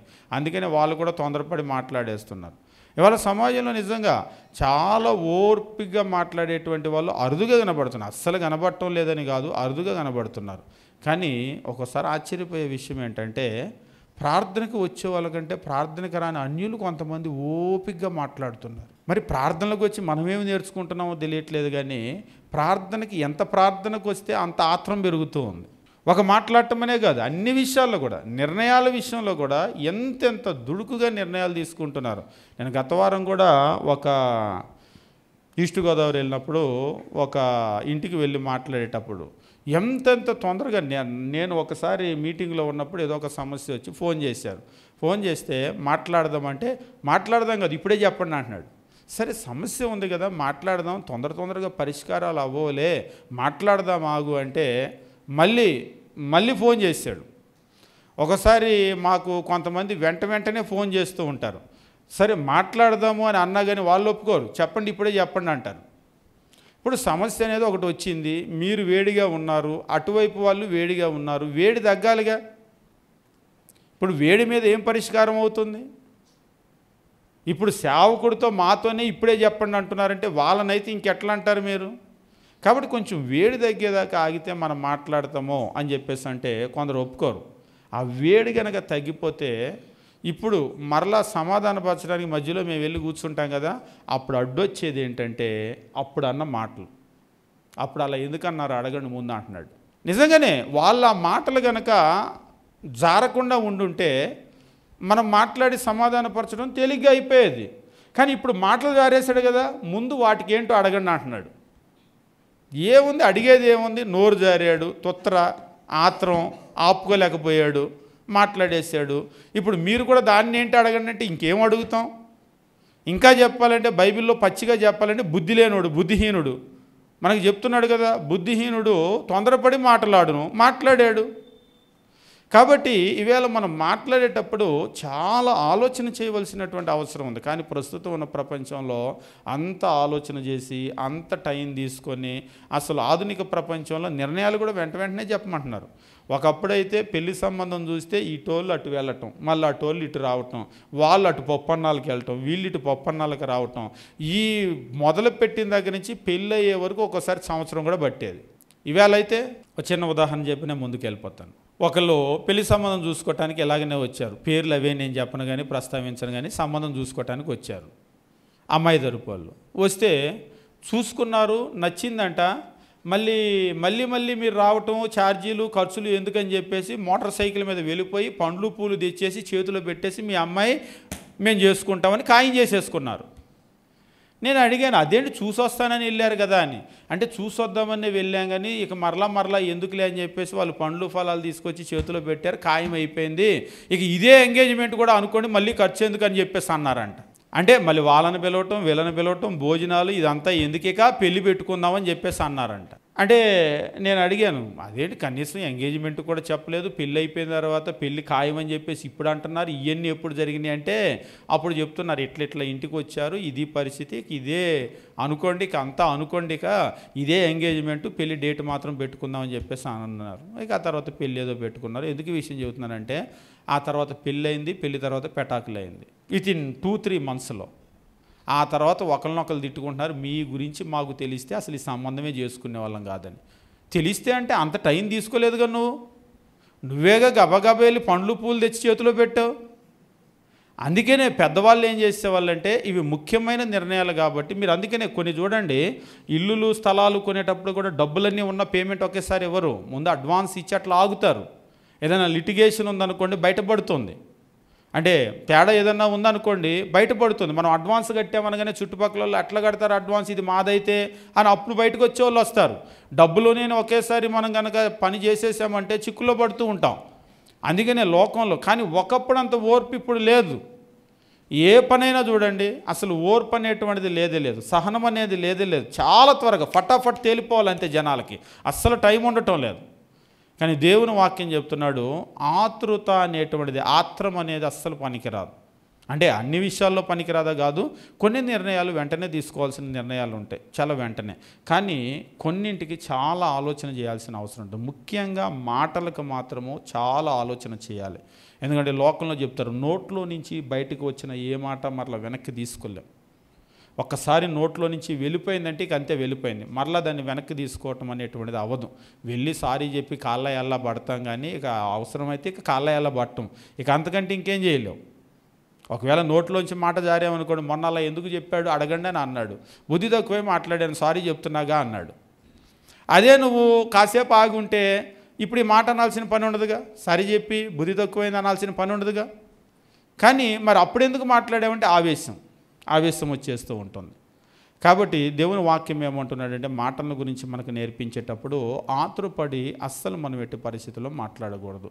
ఆతురపడి మాట్లాడుతున్నాము అంటే దయచేసి మనం క్రైస్తవులని చెప్పుకొని దేవునికి చెడ్డ పేరు తేగకూడదు, దేవుని బిడ్డలమని. ఇక్కడ అదే చెప్తున్నాడు, ఆతురపడి మాట్లాడు అని చూచితివా అన్నప్పుడల్లా నాకు గుర్తు వచ్చింది. చూచితివేంటి, చూసేది అందరూ వాళ్ళనే అయితే. ఇప్పుడు ఎట్లా రాయాలంటే దాన్ని రివర్స్లో రాయాలి. ఎవరైనా ఇప్పుడు ఆతురపడి మాట్లాడే వాళ్ళని చూసావా అంటే చూసేదంతా వాళ్ళనే. నిదానంగా మాట్లాడు అని చూచితివా అని అడగాలి. వాళ్ళు దొరకరు, అరుదుగా ఉంటారు. కాబట్టి ఇక్కడ దేవుని వాక్యం ఆతురపడి మాట్లాడేవాడిని చూచితివా వానికంటే మూర్ఖుడు సులువుగా గుణపడు. దాని అర్థం ఏంటంటే వాడు గుణపడ్డు, వాడు బాగుపడ్డు అంటే దాని అర్థం ఇది చాలా సీరియస్ ఇష్యూ. అంటే ఒక్కోసారి చెప్తారు కదా జబ్బు ముదిరిపోయింది, చాలా సీరియస్ జబ్బు అని అంటారు కదా. ఆతురపడి మాట్లాడటం అనేది చాలా పెద్ద జబ్బు. ఎందుకు ఆ పెద్ద జబ్బు అని అంటున్నాడంటే వీనికంటే మూర్ఖుడు సులువుగా గుణపడతాడు, బాగుపడతాడు అని అంటున్నాడంటే ఇక వీడు బాగుపడ్డు. ఇది బాగుపడే జబ్బు కాదు. కాబట్టి ఒకవేళ మనలో ఆతురపడి తొందరపడి మాట్లాడేటువంటి పరిస్థితి కనుక ఉన్నట్టయితే పెద్ద జబ్బు, చాలా సీరియస్గా దాన్ని తీసుకోవాలి, చాలా బాగా ప్రాక్టీస్ చేయాలి. ఈరోజు మనం అసలు ప్రాక్టీస్ చేయాల్సిందంతా కూడా ఏమిటి అంటే నోటిని అదుపులో పెట్టుకోవటం, కళ్ళెం పెట్టుకోవటం, మూత వేసుకోవటం. అసలు అంటూ ఉంటారు కదా మౌన వ్రతాలని అంటూ ఉంటారు కదా, అసలు మనం పూర్తిగా మౌన వ్రతం చేస్తే కూడా బాధ లేదు. ఒకసారి కొందరు ఏం చేస్తారంటే మౌన వ్రతంలో ఉంటారు, మౌన వ్రతంలో ఉండి ఏదన్నా చెప్పాలంటే రాసిస్తూ ఉంటారు, చిన్న కాగితం మీద రాసిస్తూ ఉంటారు. అప్పుడు రాసేటప్పుడు పెద్ద పెద్ద లెటర్లు రాయరు. ఏదైనా ఒకవేళ చెప్పాలనుకుంటే ఒకసారి నేను ఒక వస్తువు కొనటానికి వెళ్తే ఆ రోజు ఆయన కౌంటర్లో ఉన్నాయన మౌన వ్రతం అంట, పక్కన వాళ్ళ బంధువుని పెట్టుకున్నాడు. ఈయనతో మాట్లాడుతుంటే ఆయన మాట్లాడతాడు నాతో చెప్పండి అని. ఏంటంటే చివరికి అన్నాడు ఆయన మాట్లాడండి, ఆయన వాళ్ళ మౌనవ్రతం అని. మరి మౌనవ్రతం అయితే ఎందుకు వచ్చాడు, కస్టమర్తో మాట్లాడాలి కాబట్టి అందుకే నన్ను పిలిపించుకున్నాడు అంటున్నాడు. అండ్ ఆయన కొంచెం డివోటీ భక్తిగా ఉంటాడు, వాళ్ళ మతంలో ఇలాంటివి చేస్తూ ఉంటాడు ఆయన. ఎక్కువగా నేను మౌనవ్రతాలు లేడీస్ ఇళ్లలో ఉండి చేసే వాళ్ళని చూశాను, కానీ అక్కడక్కడ మాత్రం అరుదుగా ఇవేళ మౌనవ్రతాలు చేసేవాళ్ళు ఎక్కువ మంది కనబట్టలేదు అసలు. ఎందుకంటే అసలు మాట్లాడకుండా ఉండలేకపోతున్నారు. నోరు మాట్లాడకపోతే అంటే ప్రాణం పోయినట్టు ఉందంట ఒకళ్ళు అంటున్నారు, మాట్లాడకపోతే ఊపిరాగిపోయినట్టు ఉంటుందండి నాకు, ఎవరో ఒకరు ఉండాలి మాట్లాడటానికని. ఇవాళ ఫోన్ చేస్తే కూడా వేడెక్కిపోయేదాకా మాట్లాడతారు, ఫోన్లు బ్యాటరీలు అయిపోయేదాకా వేడెక్కేదాకా అట్లా మాట్లాడుతూ ఉంటారు. అర్ధరాత్రి 10 అయితే తెలియదు, 11 అయితే తెలియదు, చెవుల్లో పెట్టుకొని మాట్లాడుతూనే ఉంటారు. కానీ మనం మాట్లాడటం అంటే రిలేషన్ తగ్గించమని అనటం లేదు. కొంతమంది మాట్లాడటం తగ్గించండి అంటే రిలేషన్ తగ్గించటమేమో అనుకుంటారు, రిలేషన్స్ సంబంధాలు తగ్గించమని అనటం లేదు. కానీ మాట్లాడటం అనేది తగ్గించాలి. ఎందుకంటే విస్తారమైన మాటల్లో దోషం ఉండకుండా మానదు. ఎక్కువ మాట్లాడుకోవద్దు, ఎంతవరకు అవసరమో అంతవరకే మాట్లాడుకోవాలి. అందులో కూడా మనం మాట్లాడేటప్పుడు ఆలోచన చేసి మాట్లాడాలి. ఎప్పుడు తొందరగా మాట్లాడేటప్పుడు ఆలోచన చేసుకోవటానికి టైం ఉండదు. అందుకనే టైం తీసుకోవాలి ఆలోచన చేసి. ముఖ్యంగా పిల్లలప్పటి నుంచి బాగా ప్రాక్టీస్ చేయండి. ఒక సామెత ఉంటుంది, ముసలి కుక్కలకి కొత్త ట్రిక్కులు నేర్పడం కష్టమని. ఆంగ్ల సామెత ఒకటి ఉంటుంది, a fool at 40 is indeed a fool అని. A fool at 40 is indeed a fool. 40 ఏళ్ళకు బుద్ధి లేనోడైతే వాడు నిజంగా బుద్ధి లేనోడే అని. అంటే దాని అర్థం ఏంటంటే 40 సంవత్సరాల వరకు మనిషి నేర్చుకుంటాడు. 40 సంవత్సరాలకు బుద్ధి లేనోడంటే వాడు నిజంగా బుద్ధి లేనోడే, అంటే ఇంకేం నేర్చుకోలేడు కానీ. అంటే దాని అర్థం ఏంటంటే 40 ఏళ్ళ వరకు నేర్చుకోవచ్చు, కాబట్టి అప్పుడు దాకా బుద్ధి లేనోడు అని అనొద్దు. 40 ఏళ్ళకు కూడా బుద్ధి లేనోడైతే అప్పుడు వాడు నిజంగా బుద్ధి లేనోడు, ఎందుకంటే ఇంకా నేర్చుకునేది ఏమి ఉండదు కాబట్టి. కాబట్టి మాట్లాడటము అనేటువంటిది కూడా చిన్నతనంలో ప్రాక్టీస్ కనుక చేయగలిగితే చాలా బాగా నోటిని కంట్రోల్లో పెట్టుకుంటారు. ఇప్పుడు వయసు అయిపోయి గడగడ గడగడ గలగల గలగల మాట్లాడి ఆతురంగా మాట్లాడే అలవాటు ఉండి ఇప్పుడు నేను నోరు కంట్రోల్లో పెట్టుకుంటా ఒకళ్ళు అంటున్నారు, గుర్తున్నంతసేపు నోరు ఆగిద్దంట, కాసేపటికి మర్చిపోగానే మరలా నోరేమవుతుంది, మళ్ళీ యథావిధిగా ఎప్పుడు మాట్లాడే విధంగా మాట్లాడతాం. అంటే మనకంటూ కొన్ని అలవాట్లు ఉంటాయి కదా, ఆ కొన్ని అలవాట్లలో ఎట్లా ఉంటుందంటే పరిస్థితి, అప్పుడప్పుడు మేము కూడా అలాగనే డ్రైవింగ్ చేసేటప్పుడు స్లోగా తోలాలి, స్లోగా డ్రైవ్ చేయాలి అని గుర్తుపెట్టుకుంటాం. అప్పుడప్పుడు అలా గుర్తుపెట్టుకున్నంతసేపు స్లోగా ఉంటుంది, మరలా అది కాసేపటికి మన మనసులో నుంచి వెళ్ళిపోతుంది, గట్టిగా తొక్కేస్తూ ఉంటాం. అంటే మనకి ఒకవేళ అది అలవాటు అనుకోండి, ఎంతసేపు గుర్తుపెట్టుకుంటాం అంతసేపే, ఇక ఆ తర్వాత ఇంక మళ్ళీ అది మనకి ఉండదు, ఇంకా ఆలోచనలు ఎప్పుడైతే ఉండదో మళ్ళీ దాన్ని దాటి వెళ్ళిపోతాం. నోరు కూడా అలాగనే మాట్లాడకూడదు గుర్తుపెట్టుకున్నంతసేపు ఆగిద్ది, ఏదో ఎటో వెళ్ళిపోయి ఆలోచన మర్చిపోగానే. కానీ చిన్నతనంలో కనుక ప్రాక్టీస్ చేసినట్లయితే దాన్ని ఖచ్చితంగా మనం సాధించడానికి అవకాశం ఉంటుంది. ఎందుకంటే క్రీస్తు ప్రభు మనకు నేర్పినటువంటి జీవన విధానం కూడా అదే. మీరు క్రీస్తు యొక్క జీవితం కనుక తీసుకొని మాకు బైబిల్ స్కూల్లో ఒక స్టడీ చేస్తూ ఉంటారు. మనకి బైబిల్లో కూడా రెడ్ లెటర్ బైబిల్ అని ఒక బైబిల్ ఉంటుంది, రెడ్ లెటర్ బైబిల్. అందులో క్రీస్తు మాటలన్నీ ఎర్రక్షరాలతో రాస్తూ ఉంటాడు, మీరు చూస్తూ ఉంటారు. రెడ్ లెటర్ బైబిల్, క్రీస్తు మాటలు మాత్రం ఎర్రక్షరాలతో రాస్తుంటాడు రెడ్ కలర్లో. మీరు అందులో క్రీస్తు మాటలన్నింటినీ కూడా చూడండి. ఈ మాట అవసరం లేదు, అనవసరంగా మాట్లాడాడు, ఈ సందర్భంలో ఈ మాట ఇంత పెద్ద మాట ఇదంతా మాట్లాడాల్సిన అవసరం లేదు, ఇంత మాట్లాడితే సరిపోతుంది అని ఎక్కడైనా సరే 1% తగ్గించగలుగుతారా క్రీస్తు మాటల్ని? నిజంగా ఆ రెడ్ లెటర్ బైబిల్ కనుక తీసేలా ముందు పెడితే అర్థమైపోతుంది ఎంత పెద్ద సందర్భాన్ని ఎంత మాటలో తేల్చేస్తూ ఉంటాడు ఆయన. నిజంగా దాన్ని చూసినప్పుడు మాటలు ఇట్లా కూడా మాట్లాడవచ్చా అని చెప్పేసి మనకు అర్థమవుతూ ఉంటుంది. క్రీస్తు ప్రభు ప్రసంగాలు చేయలేదా అని చెప్పేసి అంటారు, చేశాడు. కొండ మీద ప్రసంగం మత్తయి సువార్త 5, 6, 7 అధ్యాయాలు మనం చూసినప్పుడు సుదీర్ఘమైన ప్రసంగాలు కూడా చేశాడు, బోధ చేసినటువంటి ఆయన. కానీ ఆ బోధ చేసేటువంటి పరిస్థితి కాదు, డే టు డే కాన్వర్జేషన్ ఉంటుంది కదా, మనుషులతో మాట్లాడేటువంటి సందర్భాలు ఉంటాయి కదా, ఆ సందర్భాలను మీరు తీసుకోండి. ఆయన చేసిన బోధలు కాదు, ఆయన అనుదిన జీవితంలో మనుషులతో మాట్లాడేటువంటి మాటలు కనుక తీసుకున్నట్లయితే ఒక రోజుకి ఎన్ని మాటలు ఆయన మాట్లాడుతున్నాడు, ఏ సందర్భాల్లో ఎలాంటి మాటలు మాట్లాడుతున్నాడో కనుక చూస్తే నిజంగా మనకు చాలా ఆశ్చర్యం వేస్తుంది. అంటే ఒక రోజుకి ఇన్ని మాటలేనా, ఇంతేనా మాట్లాడటం అని. మనకి లోకం ఎట్లా ఉంటుందంటే అస్సలు మాట్లాడకపోతే వీళ్ళు జనాలను పట్టించుకోవట్లేదు అనుకుంటారు. ఇళ్ళలో కూడా అదే పరిస్థితి, అస్సలు ఇంటికి వచ్చి కూడా మాట్లాడరు అని అంటూ ఉంటారు.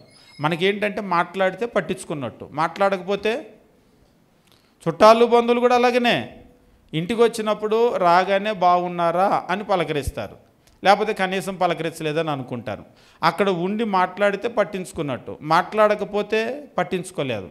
ఇక్కడే కాదు, మీరు ఎక్కడైనా చూడండి, ఇప్పుడు ప్రపంచం ఎట్లా ఉంది అంటే మాట్లాడితే పట్టించుకున్నట్టు, మాట్లాడకపోతే మరి మాట్లాడి కూడా పట్టించుకోని వాళ్ళు ఉంటారు. బాగున్నారా అని అంటారు, బాగలేదు హాస్పిటల్లో ఉన్నాం అందుకనే విజయవాడ టౌన్ వచ్చాం చూపించుకోవటానికి అన్నారు. ఇప్పుడు ఏం చేస్తారు వీళ్ళు, అలాగా అంటారు, అంతేగా. ఇప్పుడు వీళ్ళు పట్టించుకున్నట్ట పట్టించుకోకపోవటం ఏంటి, ఎల్లగానే అంత బాగా పలకరిస్తే. కొంతమంది ఉంటారు బాగున్నారా అని చెప్పేసి ఒకవేళ అడుగుతారో అది కూడా అడగరు. ఒకవేళ వాళ్ళు విజయవాడ వచ్చారు హాస్పిటల్ అంటే ఏదన్నా అవసరం ఉంటే ఖర్చు ఉంటే చూడండి అని పురమాయిస్తారు. ఇప్పుడు ఎవరు పట్టించుకున్నట్టు, లోకానికి తెలిసి మాత్రం మాట్లాడే వాళ్ళే పట్టించుకున్నట్టు. అంటే ఈరోజు ప్రపంచం కూడా ఎట్లా ఉందంటే చేతల కంటే మాటలనే కోరుకుంటూ ఉంది. అందుకని ప్రపంచం కూడా ఎలాగ తయారవుతుందంటే మాటలతోనే తయారవుతుంది. కానీ ఇక్కడ మనం గుర్తించవలసింది ఏంటంటే క్రీస్తు ప్రభు అటువంటి జీవితాన్ని మనకు నేర్పించలేదు, మాట్లాడే జీవితాన్ని నేర్పించలేదు. మనకేమిటంటే మాటలు కాదు, చేతలు అనేటువంటివి మనకు కావాల్సినటువంటి అవసరం ఉంటుంది. ఇక్కడ మనం దేవుని వాక్యాన్ని గమనించేటప్పుడు ఇక్కడ ఆతురపడి తొందరపడి మాట్లాడటం అనేటువంటి చాలా చాలా చాలా చెడ్డ స్వభావము. అటువంటి వానికంటే కూడా బుద్ధిహీనుడు చాలా సులువుగా గుణపడతాడు అని అన్నాడు. దాని అర్థం ఏమిటి అంటే ఆతురపడి మాట్లాడేటువంటి వాడు గుణపడటము చాలా కష్టము అని అర్థం. కాబట్టి పొరపాటున ఇటువంటి గుణం కనుక మనలో ఉంటే అది చాలా పెద్ద జబ్బు, చాలా సీరియస్ జబ్బు. దాని విషయంలో మనం ఖచ్చితంగా ఏం చేయాలంటే ఎంత పెద్ద జబ్బు అయినా మందువాడి క్రమక్రమంగా ఎలాగైతే తగ్గించుకుంటామో మనం కూడా ఏం చేయాలంటే దాన్ని ప్రాక్టీస్ చేస్తూ ఉండాలి. ఒకవేళ మనకి ఎక్కువ మాట్లాడే అలవాటు ఉంది, ఇవాళ మనం జీరోకి వచ్చేయమని చెప్పటం లేదు, తగ్గించుకొని అలా గనక ప్రాక్టీస్ చేసినట్లయితే ఖచ్చితంగా మనము మన నోటిని అదుపులో ఉంచేటువంటి అవకాశం ఉంటుంది. ఎట్లయితే క్రీస్తు ప్రభు మాట్లాడిన మాటలన్నీ స్టడీ చేస్తే ఇందులో 1% కూడా ఎక్కువ లేదు తక్కువ లేదు అని ఎట్లయితే చెప్తామో మన మాటలను కూడా అలా చెప్పగలిగినటువంటి స్థాయికి మనం చేరుకోవాలి. మాటలు అనేటువంటి విషయంలో మనము చాలా జాగ్రత్తగా మాట్లాడవలసినటువంటి అవసరం ఉంటుంది. అంతేకాదు మనం గమనించేటప్పుడు దేవుని వాక్యం ఈ రీతిగా తెలియజేస్తూ ఉంటాడు. 12వ వచనము మనం చదువుకొని ముగించడానికి ప్రయత్నం చేద్దాము. మాటలు అనేటువంటివి మనము ఎప్పుడు కూడా కీర్తనల గ్రంథము 12వ కీర్తన మనం చదివినప్పుడు దేవుని వాక్యం ఈ రీతిగా చెప్తూ ఉంటాడు. 12వ కీర్తన మనం గమనించేటప్పుడు 1వ వచనం నుంచి, యెహోవా నన్ను రక్షించు, భక్తిగల వారు లేకపోయేరి, విశ్వాసులు నరుల్లో ఉండకుండా గతించిపోయేరి. కీర్తన గ్రంథం 12వ కీర్తన 1 నుంచి 4 వచనాలు. యెహోవా నన్ను రక్షించు, భక్తిగల వారు లేకపోయేరి, విశ్వాసులు నరుల్లో ఉండకుండా గతించిపోయేరి. అందరూ ఒకరితో ఒకరు అబద్ధములాడుదురు, మోసకరమైన మనస్సు గలవారై ఇచ్చకములాడు పెదవులతో పలుకుదురు. యెహోవా ఇచ్చకములాడు పెదవులన్నిటినీ బెంకములాడు నాలుకలన్నిటినీ కోసివేయును. మా నాలుకల చేత మేము సాధించదమో, మా పెదవులు మావి, మాకు ప్రభు ఎవడని వారు అనుకొందురు. మా నాలుకల చేత మేము సాధించదమో, మా పెదవులు మాయి. వాస్తవంగా ఈవేళ కూడా నా నోరు నా ఇష్టం అంటూ ఉంటారు కదా, ఇదనమాట. మా పెదవులు మాయి, మాకు ప్రభు ఎవడని వారు అనుకొందురు. అంటే నాకు చెప్పేవాడు ఎవడు అని అంటారు కదా, నాకెవడండి చెప్పేది, నువ్వెవడు నాకు చెప్పటానికి, నా నోరు నా ఇష్టం, నీకేంటి ఇబ్బంది నేను మాట్లాడితే అంటారు. ఇదిగో ఇదే మాట, కాకపోతే పాలిష్డ్గా చెప్పాడు అనమాట. మా నాలుకల చేత మేము సాధించదమో, మా పెదవులు మావి, మాకు ప్రభు ఎవడని వారు అనుకొందురు అని చెప్పేసి అంటూ ఉన్నాడు. నిజంగా ఈ 4 వచనాలు కూడా మనం చదివేటప్పుడు మనుషుల యొక్క పరిస్థితులు ఎట్లా ఉన్నాయి అనేటువంటిది ఇక్కడ ప్రతిబింబిస్తూ ఉన్నాడు. యెహోవా నన్ను రక్షించు, భక్తిగల వారు లేకపోయేరి, విశ్వాసులు నరుల్లో ఉండకుండా గతించిపోయేరి. భక్తి లేదు, ఎవరి దగ్గర లేదని అంటున్నాడు. అందరూ ఒకరితో ఒకరు అబద్ధాలు ఆడుతున్నారు. ఈవేళ కూడా నిజంగా కొన్ని పరిస్థితులు నిజాలు మాట్లాడితే చాలా ఇబ్బందులు ఎదురవుతాయి. నేను చాలాసార్లు మీకు చెప్పుంటాను, జెన్యూన్ ఫీడ్బ్యాక్ ఇవ్వాలి అంటే కూడా చాలా కష్టంగా ఉంది. ఏ ఇంటికి వెళ్తాం, టీనో కాఫీనో పెడతారు, ఎట్లుంది అని అడుగుతారు. వాళ్ళు అడగకుండానే ఉండాలి, ఎట్లుంది అని అడుగుతారు. ఏం చెప్తాం, యావరేజ్గా ఉంది సిస్టర్ అన్నాం అనుకోండి, ఎట్లుంటుంది, వెంటనే వాళ్ళ మొహం మాడిపోతుంది. ఎంత కష్టపడితే యావరేజ్, అసలు ఈసారి ఏమి ఇవ్వకూడదు అనుకుంటారు లోపల అప్పటికప్పుడే. ఒకవేళ ఏం బాగోకపోయినా కానీ బ్రహ్మాండంగా ఉంది అని అన్నారనుకోండి, వెంటనే వాళ్ళ మొహం సంతోషంగా ఉంటుంది. మా పక్కన కొంతమంది బ్రదర్స్ ఉంటారు, వాళ్ళని ఏదైనా పెట్టనివ్వండి, అసలు వాళ్ళు అడక్కముందే బ్రహ్మాండం అని అంటూ ఉంటారు. అంటే అట్లా అప్రిషియేట్ చేయాలి అని అంటూ ఉంటారు. అప్పుడప్పుడు నేను అడుగుతాను, నిజంగా బ్రహ్మాండంగా ఉందా? అట్లా మనం చెప్పకూడదు కదంటే, అప్రిషియేషన్ అంతే, నిజంగా లేదు, అప్రిషియేషన్ అంతే అంటాడు. ఇప్పుడు నువ్వు అప్రిషియేషన్ అన్నావు, నిజంగా బ్రహ్మాండంగా పెట్టిన వాళ్ళు ఏమనాలి? అప్పుడు పదాలు ఒక్కొక్కసారి మనకి వంట చేసినప్పుడు కూడా కొందరు ఏం చేస్తారంటే ఎట్లా ఉంది అని అంటారు. బాగుంది, బాగుంది, బాగుంది, ఎప్పుడు బాగుంది, చాలా బాగుందని ఎప్పుడు అనంటే, మరి ఇప్పుడు ఒకవేళ చాలా బాగుందని ఇప్పుడు అనేసామనుకోండి, చాలా బాగున్న దానికి ఏ పేరు పెడతాం? ఇప్పుడు లాంగ్వేజ్ అనేటువంటిది బాగుంది అనేదానికి చాలా బాగుంది అనేదానికి తేడా ఉంటుంది కదా. ఇప్పుడు చాలా బాగుంది అనేసామనుకోండి, మరి చాలా బాగున్న దాన్ని ఏమనాలి? కానీ వాళ్ళు ఎదురు చూస్తూ ఉంటారు. కానీ మనం ఇక్కడ చేయవలసింది ఏమిటి అంటే, లోకంలో అసలు వాస్తవంగా జెన్యూన్గా ఫీడ్బ్యాక్ ఇచ్చేటువంటి పరిస్థితులు లేవు. ఇస్తే ఏ తలనొప్పి ఎదురయిద్దో అని. వాస్తవంగా నిజం చెప్పాలన్నా కానీ చెప్పలేని పరిస్థితులు. కానీ నిజం చెప్పేటువంటి వాళ్ళు చాలా చాలా అవసరం. ఇంగ్లీష్లో ఒక సామెత ఉంటుంది, I'm okay, you are okay. నువ్వు బాగానే ఉన్నావంటే నువ్వు బాగానే ఉన్నావు అంటారు. నువ్వు పనికిమాలినోడు అంటే నువ్వేం తక్కువ అంటారు. అందుకని ఈ రొచ్చంతా ఎందుకని, నువ్వు బాగున్నావంటే నువ్వు కూడా బాగున్నావు అని అంటారు. కాబట్టి ఇది ఇప్పుడున్న ప్రస్తుత సమాజం ఏమైపోయిందంటే ఎవరిని గురించి విమర్శించుకోవద్దు. నువ్వు నన్ను గురించి మాట్లాడొద్దు, నేను నిన్ను గురించి మాట్లాడు. నీ లోపాలు నేను బయటికి తీయను, నా లోపాలు నువ్వు బయటికి తీయొద్దు. ఇవాళ ప్రపంచం అనేది అలాగనే ఉంది. కానీ మనం కనుక గమనించినట్లయితే నిజం ఖచ్చితంగా మాట్లాడాలి. అంటే నోరిచ్చినటువంటి దేవుడు చాలా మితంగా మాట్లాడాలి, కొద్దిగా మాట్లాడాలి. ఆ మాట్లాడేటువంటి కొద్దిగలో కూడా అన్ని ఫ్యాక్ట్సే మాట్లాడాలి. 100% ఫ్యాక్ట్స్, 99.99 కూడా కాదు, 100% కూడా మనం ఫ్యాక్ట్సే మాట్లాడాలి. ఒకవేళ కొన్ని సందర్భాల్లో కొందరు నొప్పించవచ్చు. ఇప్పుడు క్రీస్తు ప్రభు కూడా ఫ్యాక్ట్సే మాట్లాడాడు. శాస్త్రులు, పరిసయ్యులు, సద్దుకయ్యులు వీళ్ళందరికీ ఇబ్బంది కలగలేదా? చాలామందికి ఇబ్బంది కలగలేదా? ఇబ్బంది కలిగింది అని మనం నిజం చెప్పటం మానేయకూడదు. ఇప్పుడు కత్తి పెడితే నొప్పి వస్తుంది కదండి, డాక్టర్ ఏమి మానేయడు. ఆ కత్తి పెట్టడం మంచిది, ఆయనకి నొప్పి వచ్చినా మంచిది. ఒక్కొక్కసారి మన మాటలు ఎదుటి వాళ్ళని నొప్పిస్తాయి, కానీ మంచిది. ఏది సత్యమో వాళ్ళలో మార్పును మనం కోరుకునేటప్పుడు, అంతేగాని మాట్లాడటం చేతకాక నొప్పించడం కాదు, అది వేరే విషయం. మనం వాస్తవాలు మాట్లాడేటప్పుడు, సత్యాన్ని మాట్లాడేటప్పుడు ఒక్కొక్కసారి ఎదుటి వాళ్ళకి నొచ్చుకుంటూ ఉంటుంది, కానీ తప్పదు మరి. కాబట్టి ఇక్కడ మనం గుర్తుంచుకోవాల్సినటువంటి విషయం ఏమిటి అంటే, కీర్తన గ్రంథం చదివేటప్పుడు అందరూ కూడా ఒకరితో ఒకరు అబద్ధాలు ఆడుతున్నారు, మోసకరమైనటువంటి మనస్సు కలిగి ఉన్నారు అని చెప్పేసి అంటున్నాడు. ఇచ్చకములాడే పెదవులతో మాట్లాడుకుంటూ ఉన్నారు. యెహోవా ఇచ్చకములాడు పెదవులన్నింటినీ, బెంకములాడు నాలుకలన్నింటినీ కోసివేయను. అంటే లిటరల్గా కాదు, ఇది కోసేస్తాడని చెప్పేసి అనేటువంటి అలాంటివన్నీ తీసేస్తాడు దేవుడు అని అంటున్నాడు. అవి పనికిరావు. కాబట్టి ఎప్పుడు కూడా నిజం మాట్లాడేటువంటి వాళ్ళనే దేవుడు దీవిస్తాడు, అంతేగాని ఈ అబద్ధాలు, బింకాలు ఆడేటువంటిదంతా కూడా దేవుడు ఉంచడు అనేటువంటి విషయాన్ని చెప్తున్నాడు. 4వ వచనంలో అంటున్నాడు, మా నాలుకల చేత మేము సాధిస్తాము అని అనుకుంటున్నారు. మాటల చేత ఎవరు కూడా మాటల చేత సాధించలేరు, క్రియల చేతే సాధించగలరు. కాబట్టి మన మాటలు అనేటువంటివి మనకి ఎప్పుడు కూడా కొద్దిగా ఉండాలి. మా మాటల చేత సాధిస్తాం అంటే నిజం గురించి మాట్లాడటం లేదు.